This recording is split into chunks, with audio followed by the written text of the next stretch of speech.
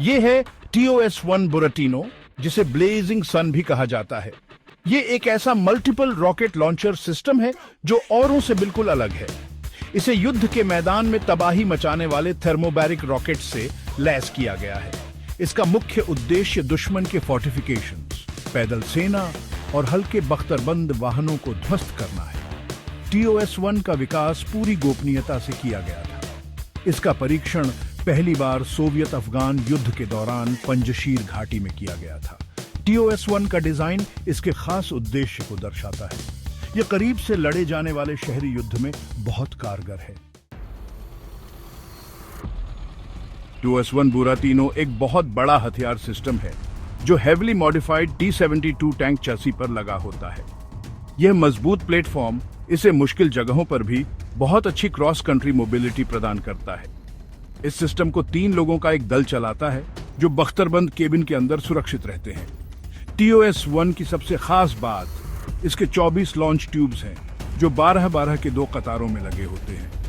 इन tubes को 220 millimetre के thermobaric rockets को दागने के लिए डिजाइन किया गया है, जो पारंपरिक मल्टीपल रॉकेट लॉन्चर्स में इस्तेमाल होने वाले रॉकेट से काफी बड़े होते हैं।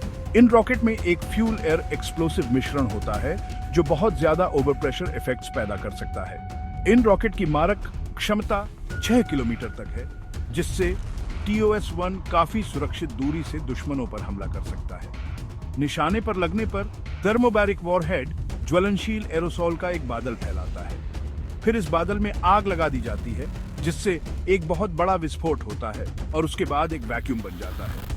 यह 2 स्टेज विस्फोट प्रक्रिया अविश्वसनीय रूप से विनाशकारी होती है, खासकर बंद जगहों और फोर्टिफिकेशंस के खिलाफ। TOS-1 का ऑपरेशनल यूज युद्ध के मैदान में इसकी खास भूमिका को दर्शाता है। इसे लगातार आर्टिलरी बैराजेस के लिए नहीं, बल्कि हाई वैल्यू टारगेट्स पर सटीक हमले करने के लिए डिजाइन किया गया है।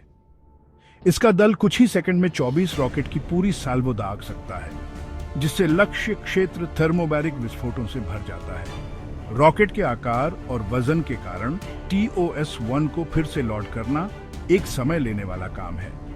इसके लिए एक खास रीलोडिंग व्हीकल की जरूरत होती है और पूरी प्रक्रिया में 20 मिनट तक का समय लग सकता है। रिलोडिंग के दौरान यह इतना संवेदनशील होता है कि इसे सुरक्षा देने के लिए दोस्ताना सेना के साथ सावधानीपूर्वक टैक्टिकल प्लानिंग और तालमेल बिठाना पड़ता है। हालांकि यह रूस में बनाया गया था, लेकिन TOS-1 को इराक, सीरिया और कजाकिस्तान जैसे कई देशों को निर्यात किया गया है।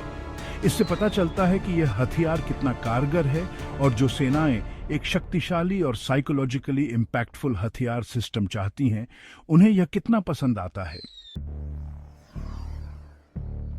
TOS-1 का सबसे बड़ा फायदा इसकी विनाशकारी शक्ति है। इसका एक थर्मोबैरिक रॉकेट पूरी इमारत को ध्वस्त कर सकता है और इसकी पूरी साल्वो किसी भी मजबूत जगह को मलबे में बदल सकती है।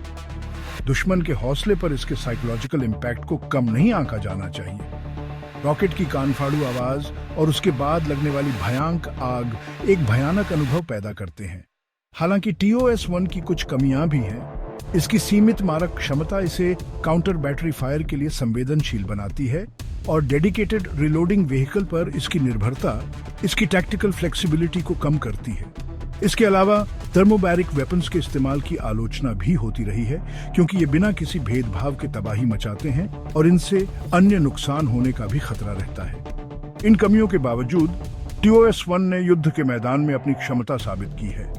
सीरियाई गृह युद्ध जैसे संघर्षों में इसके इस्तेमाल से यह साबित हो गया है कि यह दुश्मन के मजबूत ठिकानों को तहस नहस कर सकता है और उनकी रक्षा पंक्तियों को भेद सकता है। TOS-1 बुराटीनो हालांकि विवादास्पद है, लेकिन यह रूस की सैन्य ताकत और अपरंपरागत हथियार प्रणालियों को विकसित करने और उनका इस्तेमाल करने की उसकी इच्छा का एक प्रभावशाली प्रतीक है।